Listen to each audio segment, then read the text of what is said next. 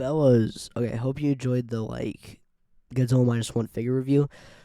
But I haven't talked about GXK in a while, I don't think. But I thought, hey, just because we're getting close to release date, I'm gonna be doing a breakdown on the comic and the movie itself when releases. I'm gonna be seeing an early screening on Thursday instead of seeing it on Friday because I'm just slick like that. Got my tickets already, and I got this. I found this YouTuber I watch, 3C. Um, he found this guy, and this guy has basically already seen the movie because he works in Hollywood. I think I have no idea, but he posted his review on GXK, and apparently he's really reliable. He's like known for stuff like that. If you guys, apparently he's really known because he helped a lot with Scream, leaking Scream and stuff like that. But eventually he just stopped. But he's recently posted a review on GXK. So I want to read over this and give my thoughts on it, because if the movie's going to be good or not. So yeah, let's go. So I somehow saw Godzilla X Kong without being embargoed. So here are my thoughts. It's the weakest Legendary Monsterverse movie, but I still had a good time with it. And hope to see these goofballs again. The goofballs part makes me hope this movie's going to be goofy. And again, that's what I want out of this movie. Okay. So, next is this part. Many of the issues come down to Skarking, who's a lame baddie that never feels like an actual friend. Ghidorah would have broken a sweat murdering this dude. He wouldn't have. This dude with two heads sleeping. I see what this means.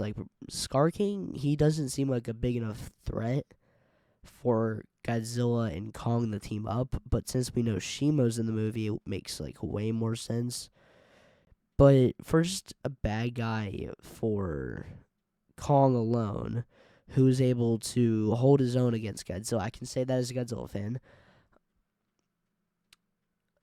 I can see why he's not gonna be a real threat. But I feel like the power he has with all the other Kongs makes him twice as more powerful. If you think about it, that what they're trying to do, according to the marketing, is that they're trying to rise up and take over the overworld, I guess you could call it now, because they're from the Hollow Earth. And he's basically trying to take it over, and the way he's going to do this is he's going to take the strongest Titan in history and himself, and he's going to go beat up another monkey and a dinosaur. Most of his power... if Godzilla and Kong had to fight Shimo, Skarking, and then a whole army of monkeys, yeah, they're not winning. It'd be cool, but they're not winning. But with just Skarking and Shimo, I see why Shimo and Godzilla are fighting. They're practically wrestling, if you see in the clips. But Skarking and Kong. Skarking, I can see why he's not gonna be the biggest threat in the MonsterVerse. But again,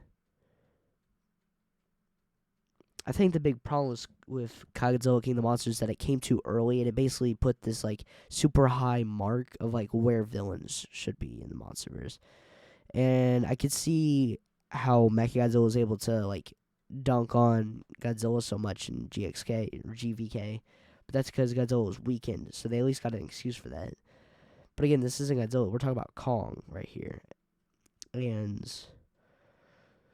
I see why Skarking can't be a big bad, and he isn't really threatening. But honestly, who cares? We're not here for story. This film literally has no story. The entire film is just monkey dinosaur fight another dinosaur monkey.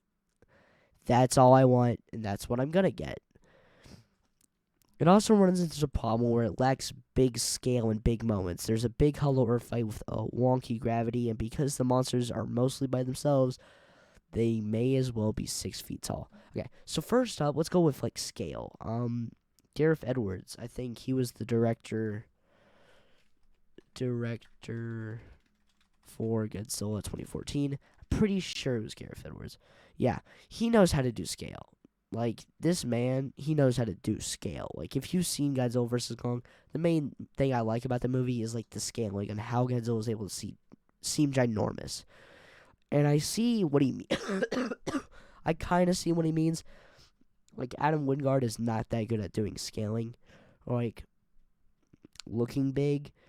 But again, Adam Wingard on Titans being the main characters. I'm pretty sure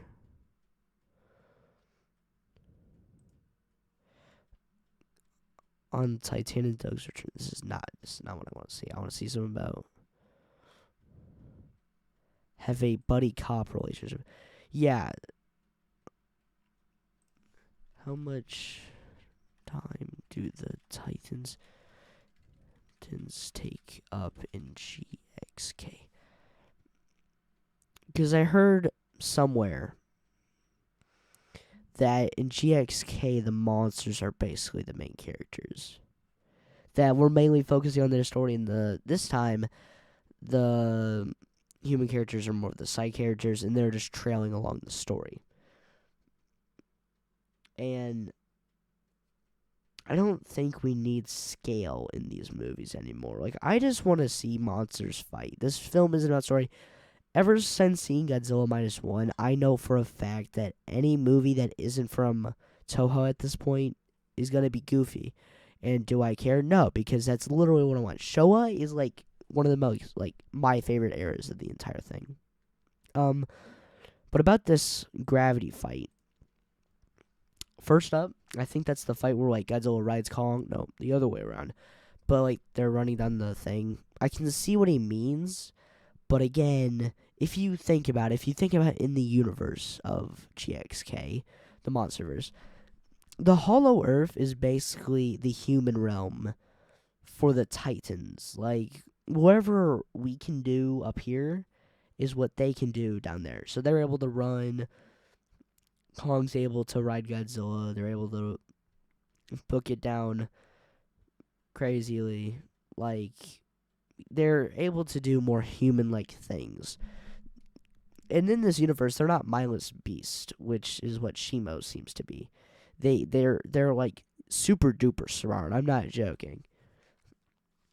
Like, they're so smart to the point that they know they have to team up to defeat a monkey and a floor-crawling Stegosaurus. They're not dumb, and they're basically in their own world, so they're able to jump, run, climb, do whatever they want. I think you could see this because of how fast the two run in Hollow Earth compared to Godzilla sprinting up on the overworld, because up here when Godzilla runs, he's like super duper slow. But like, you can see still that he's like running. Like, he looks like he's running, but in like slow motion. But I think it's because like the gravity's different up there, up here and down there. It makes sense that the gravity is going to be just all out of whack. But yeah, this dude does say that he's a fan of the Monsterverse, and I do think people are being a little hard on him, despite because he's seen the movie early and we have still not seen it, so we still can't make opinions on it. So yeah, we can't really make opinions on the movie yet because we haven't seen it, but apparently he has. So who knows? Maybe he could just be right and we're just super dumb idiots. But again, I feel like he doesn't understand what this movie is supposed to be. It's supposed to be dumb, monsters going hand to hand. Anyway, that was my thoughts on the first review of GXK. And hopefully we get some more stuff. Also, going to be doing a breakdown on the Godzilla X Kong Hunted, the public release, because everyone else has seen it early because they went ahead and paid like $200.